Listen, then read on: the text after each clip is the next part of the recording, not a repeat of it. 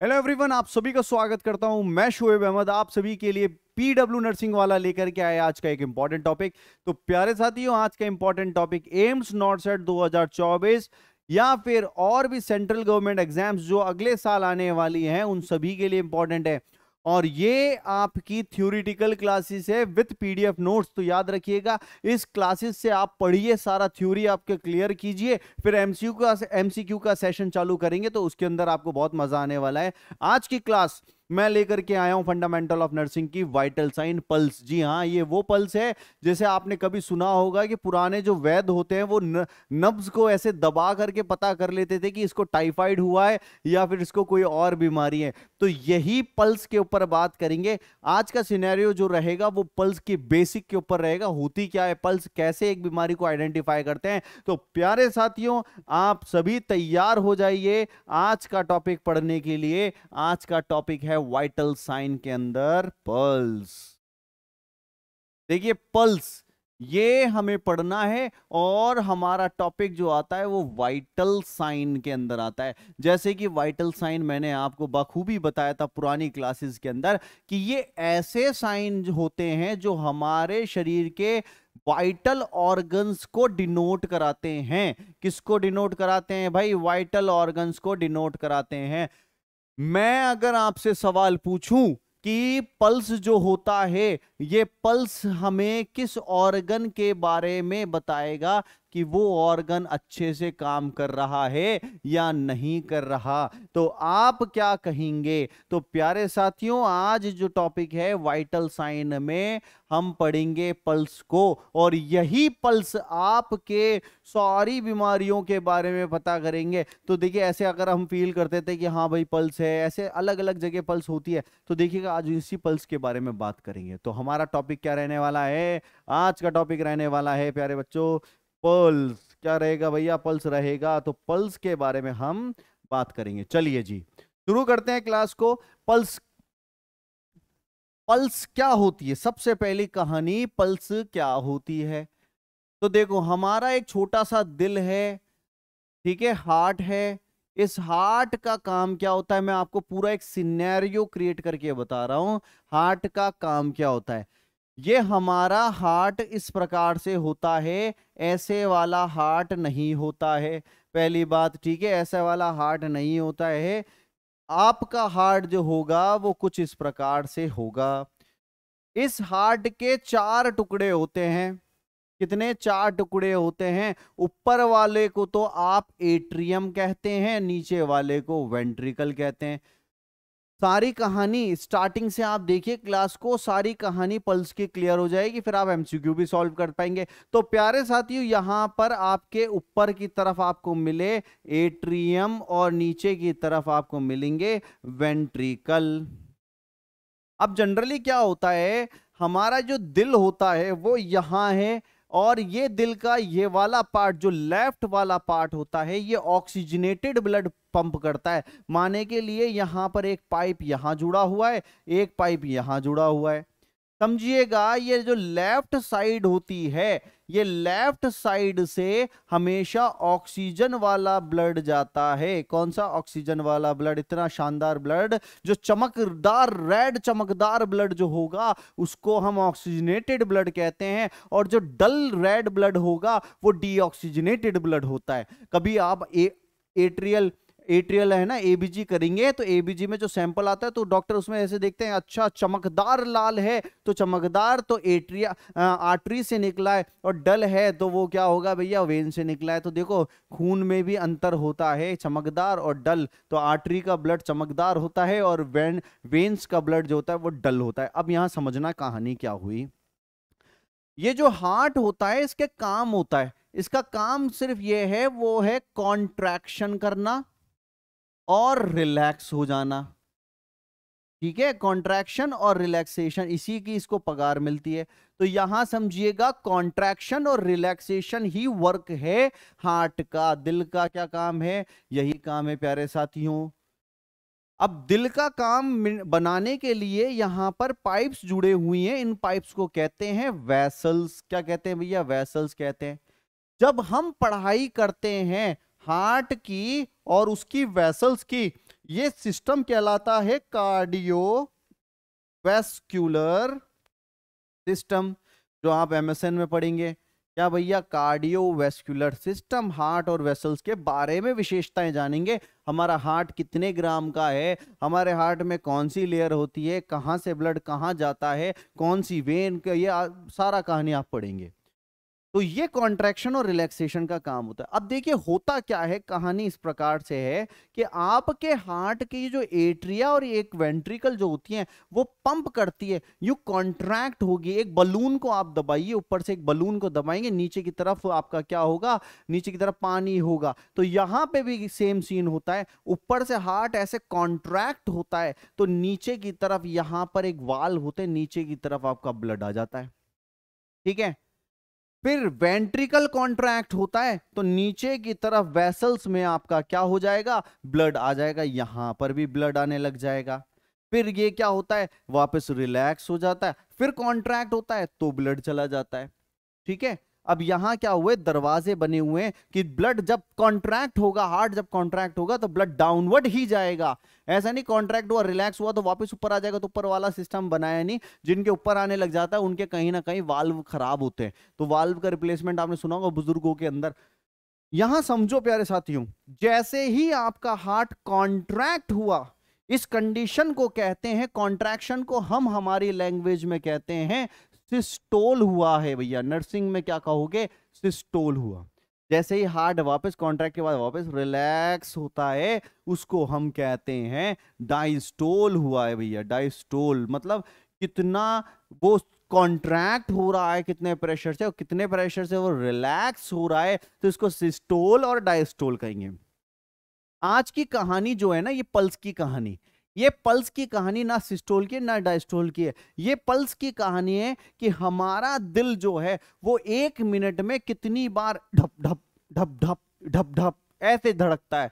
तो जब ये ब्लड इस तरीके से हार्ट ऐसे कॉन्ट्रैक्ट होगा तो यहां पर आप देखेंगे कि आपकी वेसल के अंदर ब्लड आएगा, और जब ब्लड आता है किसी पाइप के अंदर तो वो पंप होते ही पाइप को ऐसे जंप कराएगा, ऐसे चौड़ा करेगा। जब हार्ट कॉन्ट्रैक्ट करता है तो ब्लड जैसे आएगा, ये पाइप बनता, पानी नहीं था, ब्लड नहीं था, जैसे ही ब्लड इस पाइप के अंदर आएगा ये ऐसे खुल जाएगा, फिर वापस हार्ट रिलैक्स होगा, ये वापस, फिर हार्ट में से कॉन्ट्रैक्शन होगा, फिर ऐसे ब्लड आया, फिर वापस क्या, ऐसे ऐसे ऐसे ऐसे। तो ये जो एक्सपैंड और रिकॉइल हो रहा है वेसल का, क्या हो रहा है भैया, एक्सपैंड एंड रिकॉइल, उसको आप कहेंगे पल्स। क्या कहेंगे, पल्स। और कितना प्रेशर ये एक्सपेंड में उस वेसल के ऊपर लगा रहा है, उस पाइप के अंदर, जैसे ब्लड अंदर पाइप में गया तो वो पाइप में जाने के बाद उस वेसल पे कितना दम लगा रहा है, उसको कहते हैं ब्लड प्रेशर। क्या कहते हैं भैया, यहां पर जो ब्लड वेसल के ऊपर प्रेशर लगेगा उसको तो हम कहेंगे ब्लड प्रेशर। और ये वेसल की दीवारें कितनी बार ऐसे expand recoil expand recoil expand recoil होगी, उसको पल्स कहते हैं। देखो डायरेक्टली मैं छाती खोल करके तो मैं देख नहीं सकता कितनी बार धड़क रहा है, तो ऊपर वाले ने ऐसा सीन बनाया कि आपकी यहां पे कोई सी भी पल्स ले लो जो आपको फील हो। जनरली हम वो पल्स लेते हैं जो हड्डी के ऊपर से गुजर रही होती है। तो यहां पर मैंने हाथ लगाया और मुझे पता लगा ढक ढक धक धक धक धक, आपकी पल्स ऐसे फील होने लगी, धक धक। तो ये जो धक धक हो रही है ये आपके दिल की धक धक को बता रही है कि आपका दिल कितनी बार धड़क रहा है। मान लीजिए किसी की पल्स ही नहीं आ रही, तो क्या दिल चल नहीं रहा? बिल्कुल हो सकता है दिल नहीं चल रहा है। समझ में आ रही है आपको बात? तो प्यारे साथियों, पल्स की डेफिनेशन जानिए आप, क्या होती है पल्स की डेफिनेशन। तो पल्स की डेफिनेशन है, pulse it is the expanding या फिर expansion and recoil of, expansion and recoil of blood vessel that denotes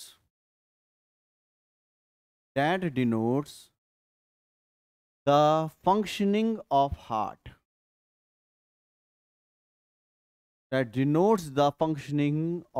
heart, कि हमारे हार्ट की क्या फंक्शनिंग है।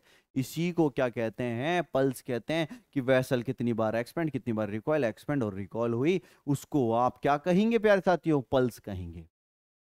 ठीक है, पहली बात क्लियर है। तो हम अगर देखिए, जैसे कि हम डायरेक्टली यहां पर धड़कन बोलते हैं ना, हम धड़कन, हमारी धड़कन धक धक धक धक धक धक, तो यहां पर तो वो हार्ट बीट कहला रही है। बट जब आप उसको वेसल्स में देखेंगे, ब्लड की वेसल्स में देखेंगे, तो वो आपकी क्या कहलाती है, वो आपकी पल्स कहलाती है। बात क्लियर है। अब देखिए, सबसे पहले कि पल्स की जो साइट्स होती है वो आपको पता होनी चाहिए, पल्स की साइट आपको पता होनी चाहिए। ठीक है, पल्स की साइट मैं आपको गिनवाना चालू करता हूं और याद करवाना चालू करता हूं। सबसे पहली साइट जो आपकी आएगी उसको कहते हैं टेम्पोरल साइट। कौन सी साइट भाई, टेम्पोरल साइट। टेम्पोरल साइट पहचाननी है तो टेम्पोरल बोन पहचाननी पड़ेगी। आपका जो सिर होता है, स्कल होता है, उस स्कल के ये जो साइड वाली दीवार होती है ना, ये साइड वाली, इसको टेम्पोरल बोन कहते हैं। क्या कहते हैं, टेम्पोरल बोन। और जब आप अपनी आंखों के साइड में जाओ और उसके ऊपर चले जाओ, ये गड्ढा सा है, ये गड्ढा सा है, यहां 2 उंगली या 3 उंगली रखिए, आपको धक धक धक धक फील हो जाएगी। कहां, यहां। इसको कहते हैं टेम्पोरल पल्स। क्या कहते हैं भैया, टेम्पोरल पल्स। तो टेम्पोरल साइड पे मिलने वाली टेम्पोरल पल्स कहलाती है। सबसे पहली बात, ये आइडेंटिफिकेशन आपसे पूछ लिया जाए तो बताइएगा, it is the pulse that is present on the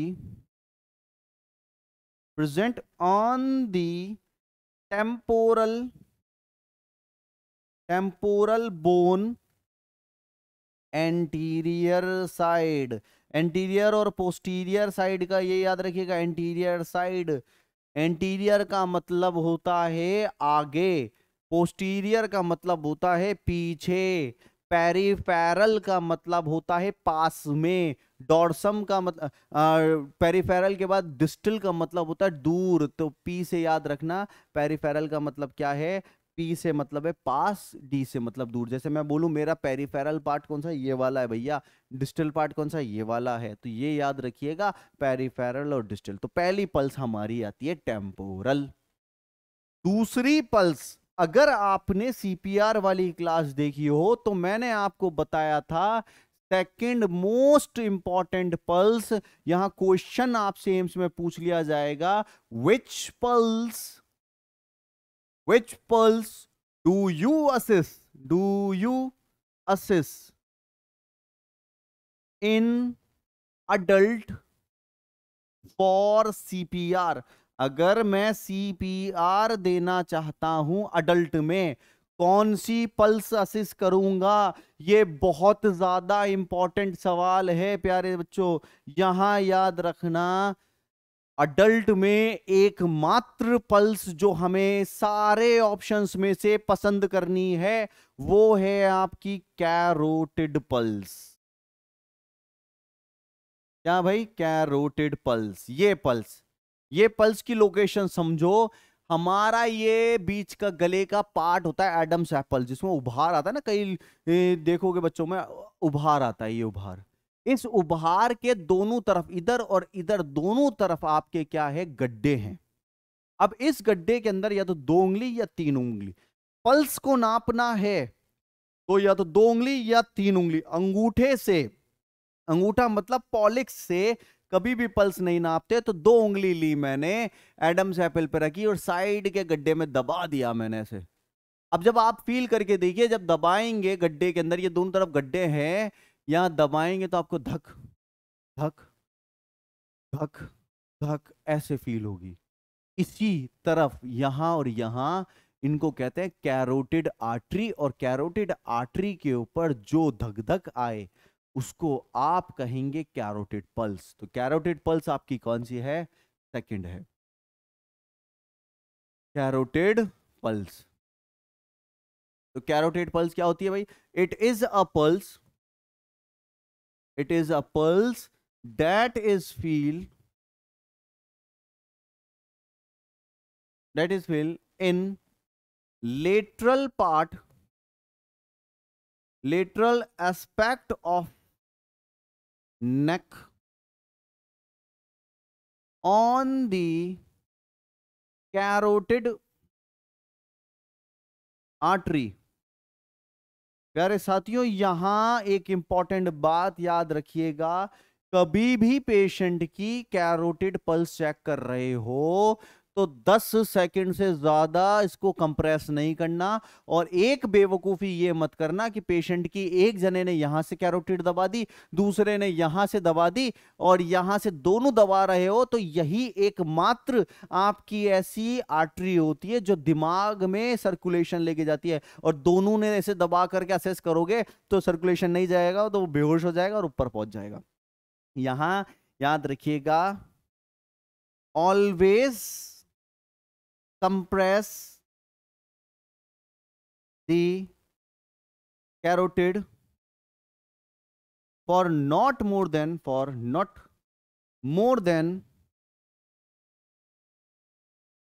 10 second. 10 second से ज्यादा कंप्रेस नहीं करनी और कभी भी दोनों तरफ की कंप्रेस मत कीजिएगा वरना पेशेंट चला जाएगा। तो यहां से चालू करो, टेम्पोरल, यहां पे आओ कैरोटिड, एंड देन आफ्टर आपकी तीसरी साइड आती है और वो तीसरी साइड आपकी पल्स की जो होती है वो होती है एपिकल पल्स। कौन सी? Apical pulse. चलिए यहां मैं आपसे कुछ सवाल पूछता हूं। क्वेश्चन ये है, सवाल पूछने का मकसद ये है कि जैसे ही मैं सवाल पूछूं, अगर किसी बच्चे के दिमाग में वो टॉपिक के रिलेटेड मैंने सवाल पूछा और आपके दिमाग में वो आंसर आ गया तुरंत, तो ये मानिएगा आपका टॉपिक बिल्कुल क्लियर है। तो यहां सवाल आ रहा है, which is the only pulse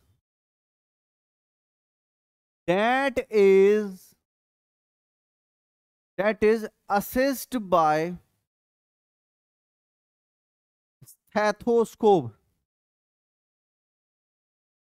only pulse जो सिर्फ स्टेथोस्कोप से फील होगी। मानिए जितनी पल्स होती हैं वो सारी आप पालपेट करके फील कर सकते हो, ऐसे 2 उंगलियों से फील कर सकते हो, बट ओनली पल्स जो एक स्टेथोस्कोप के द्वारा ही फील होगी वो याद रखिएगा आपकी एपिकल पल्स होती है। कौन सी? Apical pulse. पहली बात, ये पहला सवाल क्लियर है। दूसरा सवाल आपसे ये पूछता हूं कि अगर आपसे बोला जाए, सेकंड क्वेश्चन ये आ रहा है, which is the most accurate pulse. कौन सी सबसे ज्यादा एक्यूरेट पल्स होती है? मान लीजिए मैंने यहां पर पल्स देखी, यहां फील नहीं हो रही, मैंने यहां देखी पल्स फील नहीं हो रही, मैंने पैर में पल्स देखी फील नहीं हो रही।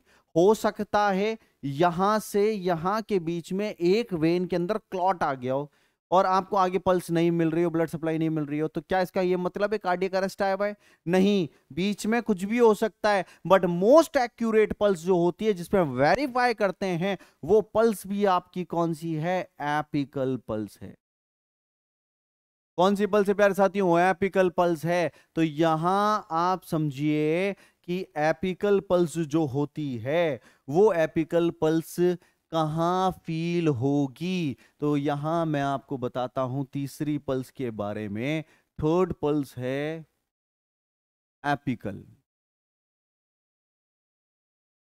Apical pulse. It is the pulse, it is the pulse that is felt या fell over the heart, and it is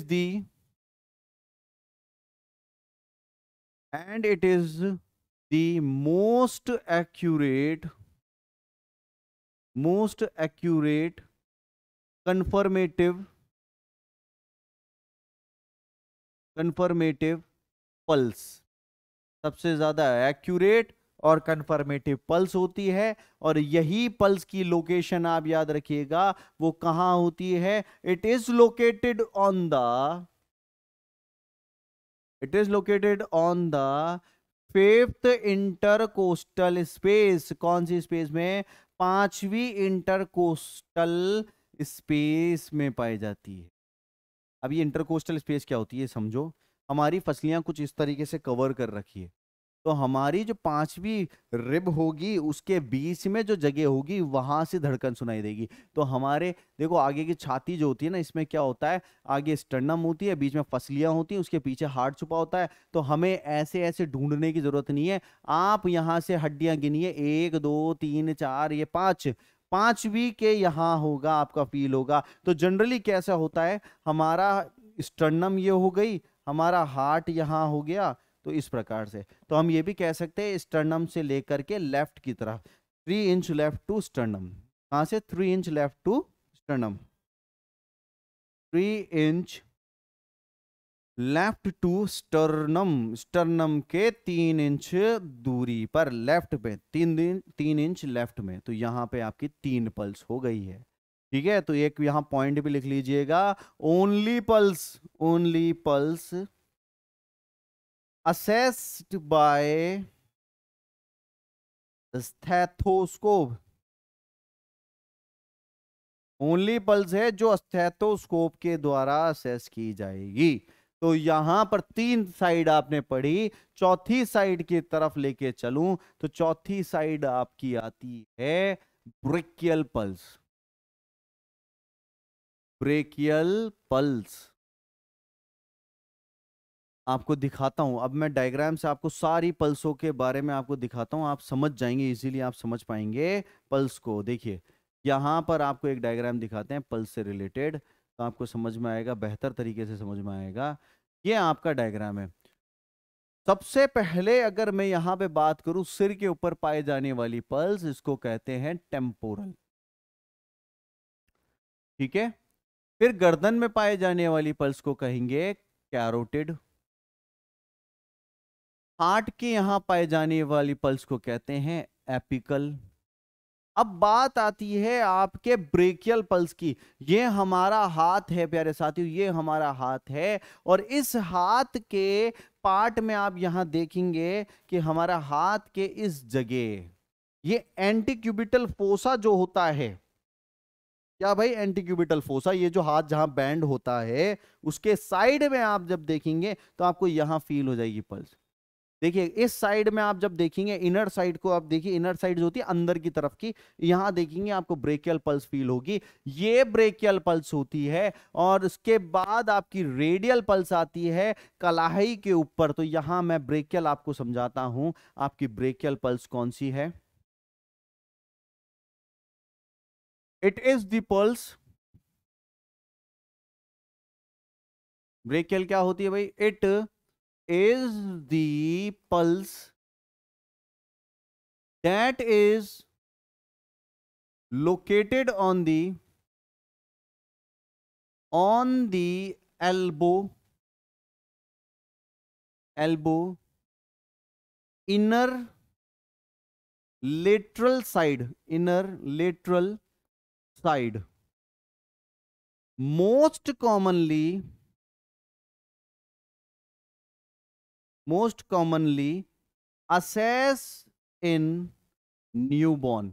भाई मोस्ट कॉमनली ये जो पल्स की साइड है न्यूबॉर्न बच्चों में, छोटे बच्चों में जो नए नए पैदा हुए हैं उनमें असेस की जाती है। गर्दन वाली असेस नहीं करते, क्योंकि उनमें बच्चों में छोटे से बच्चे होते हैं, छोटे से हाथ होते हैं, तो वहां असेस कर सकते हैं। गला फैटी होता है तो उनमें नहीं करते। तो ब्रेकियल पल्स आपको हाथ में यहां मिलेगी। इसके बाद आपकी पांचवी जो पल्स आती है वो रेडियल पल्स आती है भाई, रेडियल पल्स। देखिए रेडियल पल्स आपको मोस्ट कॉमन आपकी जो असेस में आने वाली पल्स है, most common pulse to be assessed, वो रेडियल पल्स होती है, ये याद रखिएगा। तो यहां मैं पहले लिख ही देता हूं, तो मोस्ट कॉमन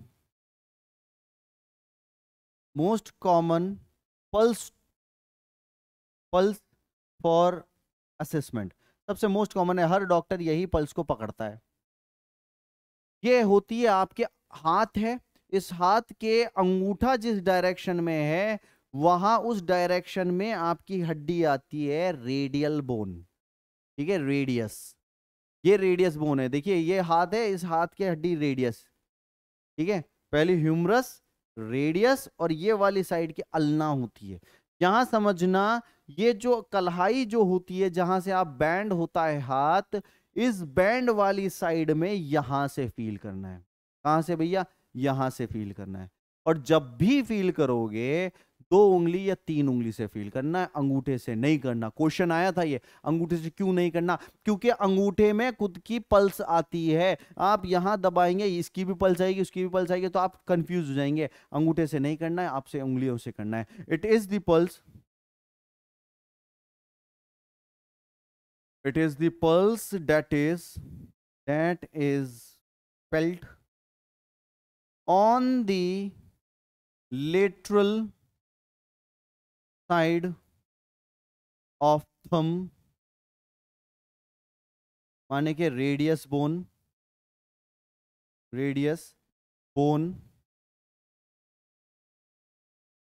एट रिस्ट। तो रिस्ट के ऊपर आपके जो रेडियस बोन जहां है वहीं से आपको फील होगी रेडियल पल्स। रेडियल पल्स के बाद आपकी छठी पल्स जो आती है, सिक्स्थ पल्स जो आती है, उस पल्स को कहते हैं फीमोरल पल्स। अगर डॉक्टर आपसे ऐसे बोलते हैं कि भैया पैरों के अंदर, एक पेशेंट के पैरों का सर्कुलेशन चेक करके आइए, पैरों में सर्कुलेशन आ रहा है या नहीं आ रहा, तो आप कौन सी पल्स असेस करेंगे? यहां पेट से नीचे जो ग्रोइन रीजन होता है वहां पर गड्ढा होता है और वहां से आप फील कर सकते हैं फीमोरल आर्टरी जा रही होती है, वहीं से आपको पता लगेगा ब्लड सर्कुलेशन पैरों में है या नहीं है। देखिए मान लीजिए ये फीमोरल आर्टरी जा रही है और इस आर्टरी में मैं पल्स को चेक करना है, नीचे ब्लड सर्कुलेशन हो रहा है या नहीं हो रहा, मैं यहां से फील करूंगा। ये कहलाती है फीमोरल पल्स। कौन सी? फीमोरल पल्स कहलाएगी, फीमोरल पल्स कहलाएगी। ठीक है, कौन सी पल्स कहलाएगी? फीमोरल पल्स कहलाएगी। तो फीमोरल जो ग्रोइन रीजन में होती है, जहां पर रिप्रोडक्टिव ऑर्गन्स होते हैं, वहां से फील की जाती है। तो यहां पर फीमोरल पल्स का क्या है कि ये कहां से फील होगी? फीमोरल पल्स होगी ग्रोइन रीजन से feel. It is a pulse, it is a pulse that is present in the femoral artery at the groin region।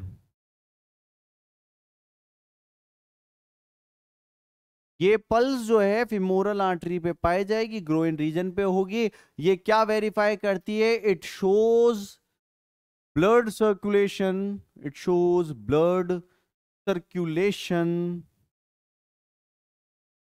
Circulation to lower limb. Lower limb में blood circulation कैसा है वो show करेगी femoral pulse. कौन सी guys? Femoral pulse. Femoral pulse के बाद आपकी अगली जो पल्स आती है वो पल्स होती है डॉर्सैलिस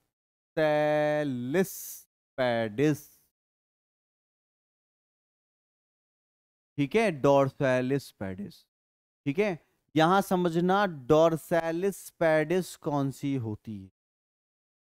ये पल्स, और एक पल्स आपको लोअर लिम्ब में और पढ़ाऊंगा जिसको कहते हैं आपकी पॉप्लीटियल पल्स। अब इन दो पल्सों को समझना, ये पैरों में पाई जाएगी। आपसे बोला जाए मोस्ट डिस्टल पल्स कौन सी है? सबसे डिस्टल मैंने बताया था, डिस्टल का मतलब क्या होता है? प्रॉक्सिमल का पी से प्रॉक्सिमल, पास। डिस्टल का मतलब दूर। ठीक है, यहां समझना डॉर्सैलिस पैडिस और पॉप्लीटियल कहां कहां है। डॉर्सैलिस सबसे दूर वाली पल्स है। क्या है भैया? सबसे दूर वाली पल्स। और पॉप्लीटियल पैरों में सबसे करीब वाली होती है। मैं आपको समझाता हूं किस प्रकार से।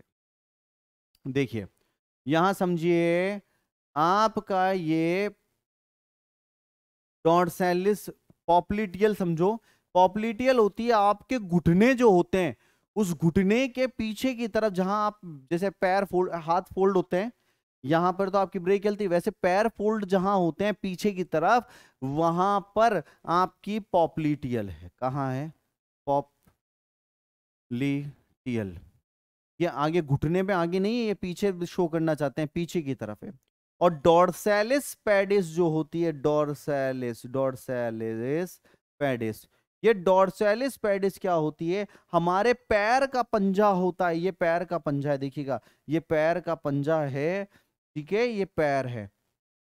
इस पैर के इनर साइड, दोनों पैरों के, जैसे दोनों पैर है, दोनों पैर के अंदर की तरफ, यहां पर ये जो आप देख रहे हैं अंदर की तरफ, जैसे हमने शूज पहने तो शूज के ऊपर जहां लेस बांधते हैं वहां पर आपको फील होगी, ये कहां, वहां आपको फील होगी। तो सबसे दूर वाली है डॉर्सैलिस, और पॉप्लिटियल आपके कहां होती है? वो पीछे की तरफ, घुटने के पीछे की तरफ होती है प्यारे साहब।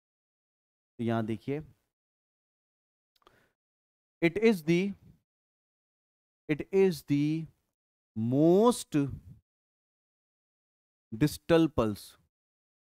It is the most distal pulse that is located on the foot,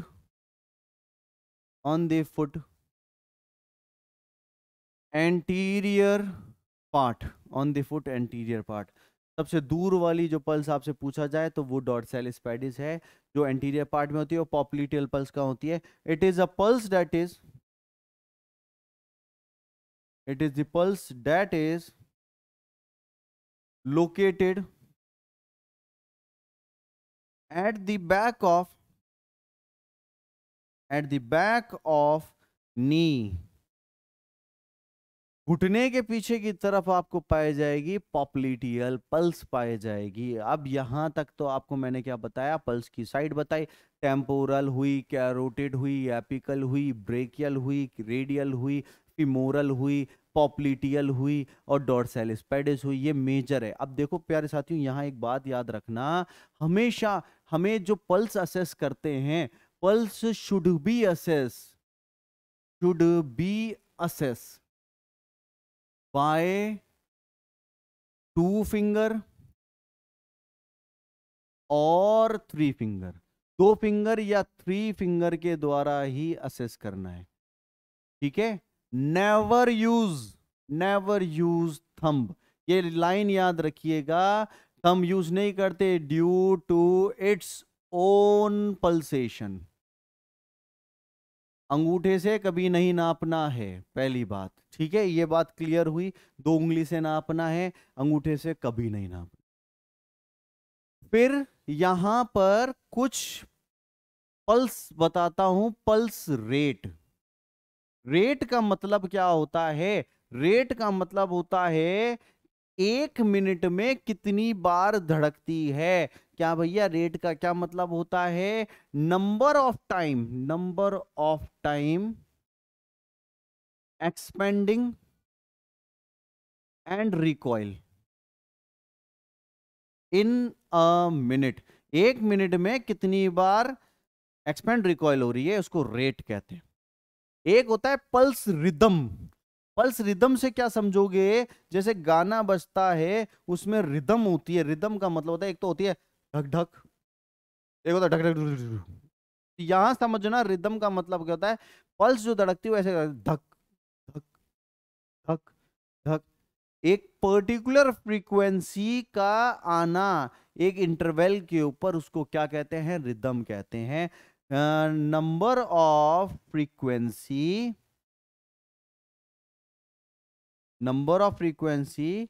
with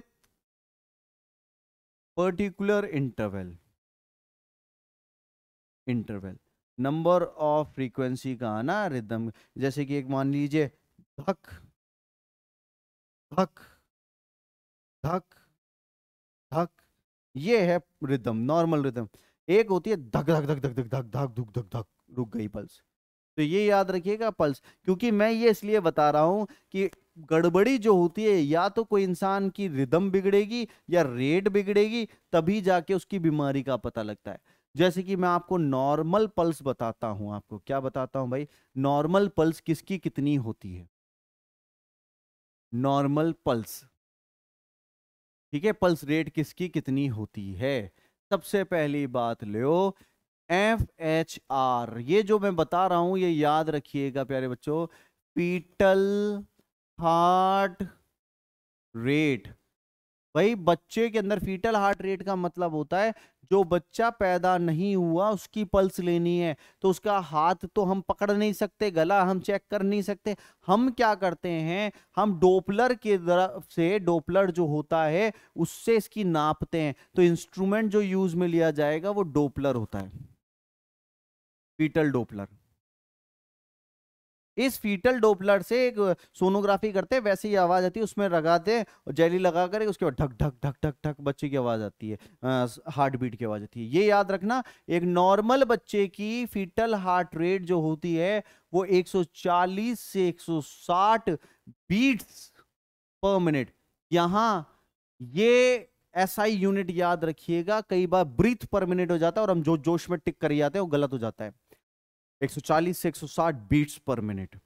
दूसरी बात, बच्चा हो गया पैदा, ठीक है, एक न्यू बॉर्न जो होगी, ये मेजर जो पैरामीटर है वो मैं आपको बता रहा हूं, एक न्यू बॉर्न जो होगा उसकी हार्ट बीट 120 से लेकर के 140 बीट्स पर मिनट होती,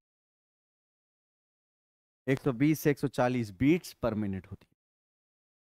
प्यारे साथियों, अगर हम हमारी बात करें, तीसरा इंसान जिसको कहते हैं अडल्ट, क्योंकि सवाल यहीं से बनेंगे, अडल्ट जो होंगे इनकी हार्ट बीट कितनी होती है, पल्स रेट कितनी होती है, तो अडल्ट की पल्स रेट जो होती है वो 60 से 90 बीट्स पर मिनट मानना है। कितना? 60 से 90 बीट्स पर मिनट। जबकि यही इंसान अगर बूढ़ा हो जाए, ओल्ड एज में आ जाए, तो इसकी जो होगी 60 से 70 बीट्स पर मिनट। ये बात आपको क्लियर है, कितनी कितनी बीट्स पर मिनट होती है। देखिएगा, ये जो चीज है ये आपको पैरामीटर आप सभी को याद होने चाहिए। यहां अब मैं आपको बताता हूं कुछ प्रॉब्लम्स, वो प्रॉब्लम्स को समझना किस तरीके की प्रॉब्लम्स है, ठीक है। प्रॉब्लम नंबर 1, आपको कोई बीमारी के बारे में पूछ ले तो आपको पता होना चाहिए भाई। सबसे पहला शब्द जो आया प्रॉब्लम का, वो शब्द क्या आया, वो शब्द आया अबनॉर्मेलिटीज। समझनी, अबनॉर्मेलिटीज, अबनॉर्मेलिटीज समझनी है। पहला, सबसे पहला आता है टेकीकार्डिया। सुनते आ रहे हैं, यहां सवाल बनता है टेकीकार्डिया कितने से ज्यादा होता है। जो चीज आपको क्लास में बताई जाए उसको याद रखिएगा, पूरा रट लीजिएगा। यहां सबसे पहला आया टेकीकार्डिया। अगर किसी की धड़कनें 1 मिनट में 100 से ऊपर जा रही है, उस कंडीशन को कहेंगे टेकीकार्डिया। प्यारे साथियों, दोबारा बोल रहा हूं, 100 से ऊपर जाए टेकीकार्डिया। इसमें ये नहीं है 90 95 ऑप्शन आपको देंगे, 120 90 95, तो आपको क्या करना है, हमें जो डेफिनेशन हम आपको बता रहे हैं वही याद करना है। 100 से ऊपर जाते ही tachycardia. It is a condition in which heart beats, यानी कि हार्ट बीट माने pulse, pulse more than 100 beat per minute, beat per minute से ज्यादा जाए, टेकीकार्डिया कहना। क्या कहना? टेकीकार्डिया। इसके बाद एक टर्म मैं आपको बताता हूं जिसको कहते हैं आपका वेंट्रिक्युलर फिब्रिलेशन। ये इसलिए साथ के साथ बता रहा हूं, 100 से ऊपर जाएगा टेकीकार्डिया बोलिएगा, फिर आता है वेंट्रिकुलर फिब्रिलेशन। भाई दिल्ली तो टेकीकार्डिया में क्या हो रहा है, दिल धड़क रहा है 100 से ज्यादा, तेज तेज धड़क रहा है, 100 से ज्यादा बार धड़क रहा है। वेंट्रिकुलर फिब्रिलेशन में भी सेम कंडीशन होती है, बट जब आपका पल्स रेट 200 से ज्यादा चली जाए तो हम उसको टेकिकार्डिया ना कह करके वेंट्रिकुलर फिब्रिलेशन कहेंगे। इसमें पल्स कॉन्ट्रैक्शन, हार्ट के कॉन्ट्रैक्शन ऐसे नहीं होते, इसमें सिर्फ फड़फड़ाता है, वो 200 बार ऐसे ऐसे फड़फड़ाता है, अच्छे से कॉन्ट्रैक्ट नहीं होता, फड़फड़ाता है ढक ढक ढक ढक ढक ढक। तो याद रखिएगा, when ventricles have immature contraction,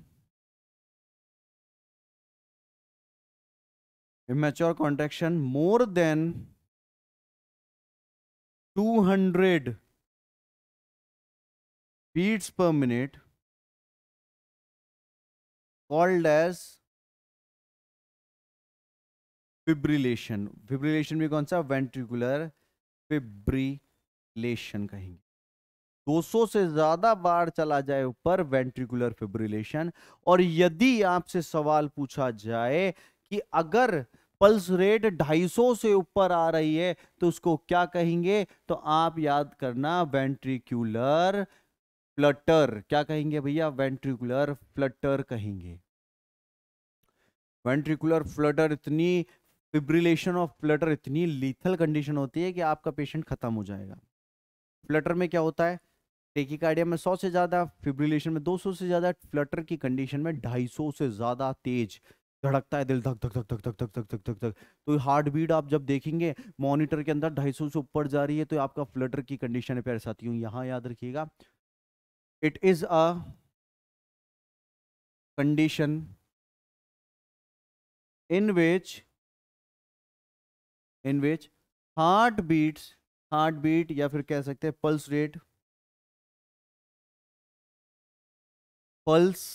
rate more than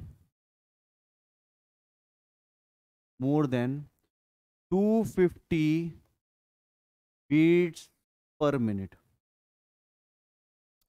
It is a condition in which pulse rate more than 250 beats per minute, 250 beats per minute से ज्यादा जाए, वो कंडीशन को फ्लटर कहेंगे। द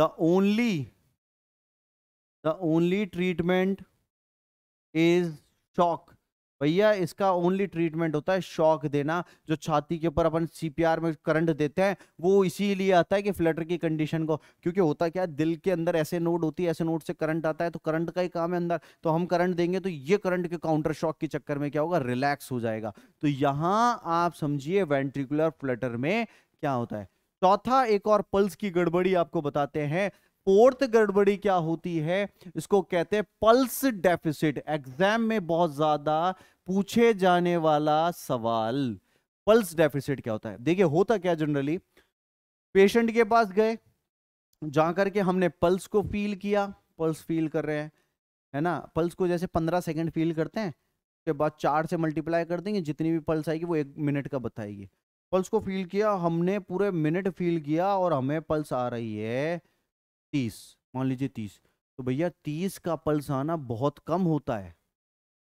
फिर मैंने क्या किया, मोस्ट एक्यूरेट साइट पे जाकर के इसका फील किया। मोस्ट एक्यूरेट साइट हार्ट, तो आपने दिल के ऊपर स्टेथोस्कोप लगा, फिर सुना आपने धक धक धक धक धक धक धक। जब आप सुनोगे तो यहां पर आपका कुछ और अमाउंट आ रहा है, मान लीजिए यहां पे 60 पल्स आ रही है और यहां पे 30 आ रही है। इसी कमी को कहते हैं पल्स डेफिसिट, कि apical pulse minus radial pulse, जो बीच की डेफिसिट कम हुई हुई पल्स है उसी को कहते हैं pulse deficit. It is a type of abnormality in which radial pulse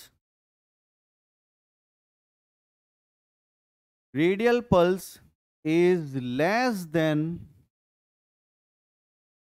apical pulse।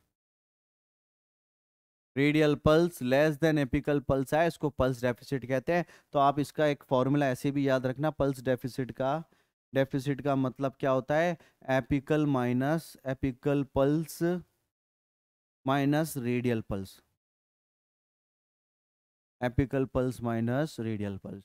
ये होती है पल्स डेफिसिट। अगर दिल के यहाँ कुछ और पल्स आ रही है, यहाँ पे कम पल्स आ रही है, तो ये जो कमी हो रही है इसी को पल्स डेफिसिट कहा जाता है। चौथी पल्स के ऊपर चलते हैं, आपका फोर्थ पल्स, सॉरी फोर्थ नहीं, फिफ्थ पल्स। तो पांचवी पल्स जो आती है वो आती है डाइक्रोटिक पल्स। ये भी एक यूनिक पल्स है, डाइक्रोटिक पल्स। देखिए डाइक्रोटिक पल्स में क्या होता है, डाइक्रोटिक पल्स का मतलब होता है डबल पल्स का आना। डबल पल्स का मतलब क्या है, मेरे हार्ट में धक धक हो रही है सिंगल सिंगल, जैसे धक, जब यहां एक धक फील हुई, धक कॉन्ट्रैक्ट हुआ, वो ही धक यहां आगे जाएगी। अब यहां जब ये फील करेंगे तो जो सिंगल पल्स यहां आ रही थी वो यहां पर दो बार आई, धक धक। यहां पे एक आई धक, यहां फील करी धक धक, यहां एक आई धक, यहां आई धक धक।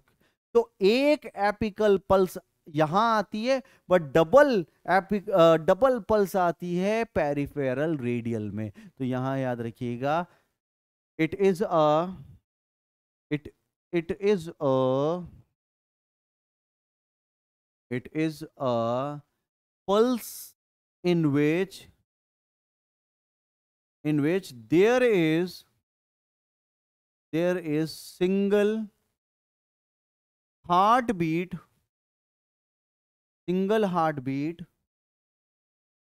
but double beat, double pulse is felt peripherally. Peripheral, double pulse felt peripherally. देखो डाइक्रोटिक में एक हार्ट बीट डबल पल्स आएगी, एक हार्ट बीट डबल पल्स आएगी, इसको डाइक्रोटिक कहते हैं। सिक्स्थ पल्स जो होती है उसको कहा जाएगा बाइजैमिनल पल्स।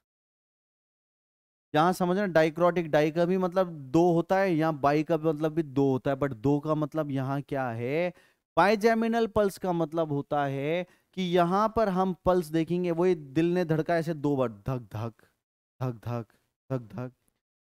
यहां मैंने फिंगर रखी और यहां पल्स फील करा, धक धक धक धक, फिर पॉज आएगा, फिर थोड़ी देर बाद धक धक, फिर पॉज आएगा। जनरली रिदम क्या होनी चाहिए, धक धक धक धक। यहां पल्स कैसे, धक धक पॉज, धक धक पॉज, आवाज फील हुई, फिर वापस धक धक, एक साथ दो पल्स आई फिर पॉज, एक साथ दो पल्स आई फिर पॉज। तो यहां कहती है bigeminal, it is a pulse in which double beats, continuous, double beat, double pulse is felt. Then after a pause comes, a pause comes. यहाँ बाइजैमिनल में डबल पल्स आई, डबल हार्ट बीट भी double है, double ही pulse है आपकी, और but यहाँ pause आ रहा है। वहां पे क्या था, एक हार्ट बीट थी पर डबल बार धक धक फील हो रही थी, इसको कहते हैं डाइक्रोटिक, इसको कहते हैं बाइजैमिनल। सातवीं पल्स के बारे में देखिए, सेवेंथ पल्स जो होती है उस गड़बड़ी को, मोस्ट इंपॉर्टेंट गड़बड़ी जो होती है, इसको कहते हैं ब्रैडीकार्डिया। टेकीकार्डिया मैंने आपको बताया था फिब्रिलेशंस के साथ बढ़ने को, अब ब्रैडी को समझिएगा, ब्रैडीकार्डिया।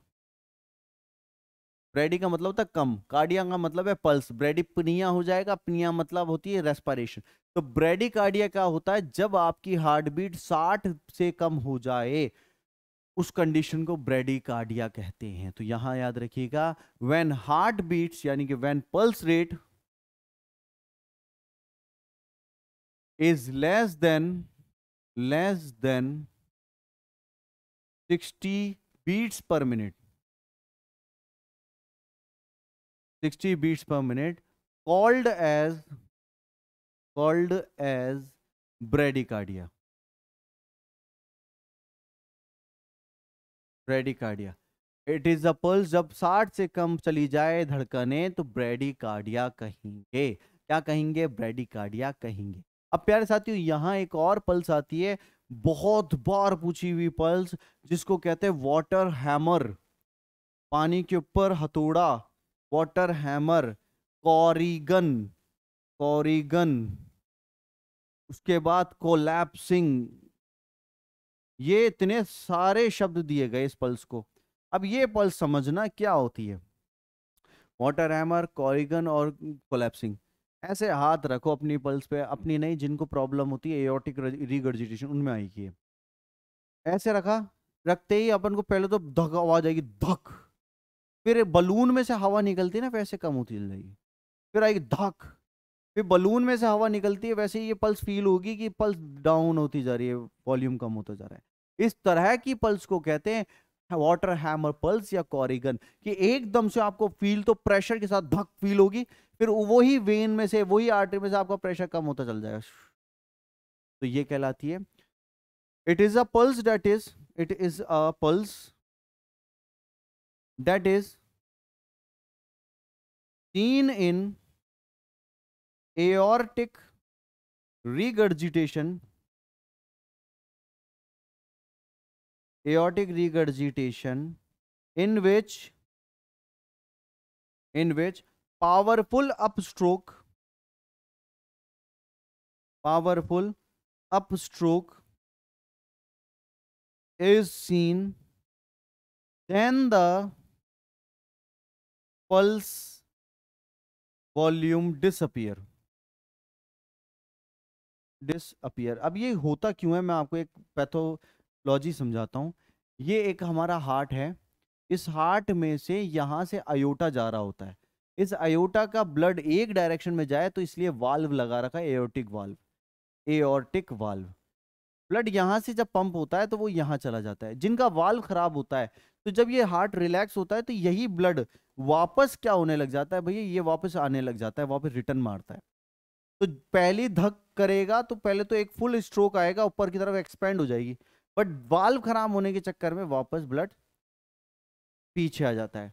तो इस तरह का आप देखेंगे तो ये कहलाता है एओर्टिक रिगर्जिटेशन। ये एओर्टिक रिगर्जिटेशन में हॉलमार्क होता है वाटर हैमर, कॉरिगन, कोलैप्सिंग पल्स का होना। ये चीज अगर आपको देखने को मिल रही है तो ये हॉलमार्क है भैया, हॉलमार्क बिल्कुल। इसके अलावा एक और तरह की पल्स मैं आपको समझाता हूं, जिस पल्स को हम कहेंगे नाइन्थ पल्स आपकी जो है, वो पल्स आपकी क्या कहलाती है, वो कहलाती है पैराडॉक्सिकल, पैराडॉक्सिकल पल्स।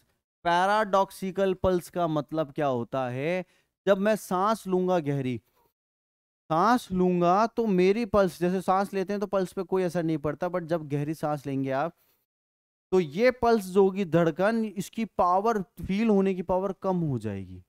फिर हम वापस गहरी सांस लेंगे, सांस लेंगे तो पल्स फील होना कम हो जाएगा। इसको कहते हैं paradoxical pulse. It is a pulse, it is a pulse in which strength of pulse, strength of pulse decreases during inspiration, during inspiration। जब सांस अंदर लेंगे तो पल्स की रिदम, एक पावर कम हो जाए, इसी को पैराडॉक्सिकल कहते हैं, इसी को कहते हैं कुस्मॉल पल्स, कुस्मॉल पल्स या पैराडॉक्सिकल पल्स कहा जाए। तो ये आपकी कौन सी पल्स है, पैराडॉक्सिकल पल्स या कुस्मॉल पल्स कहा जाता है। इन पल्स को पैराडॉक्सिकल कुस्मॉल पल्स कहा जाता है। एक पल्स आप याद रखिएगा कि अगर आपके एक बिल्कुल पल्स आती है धागे की तरह, इसको कहते हैं वायरी, वायरी पल्स।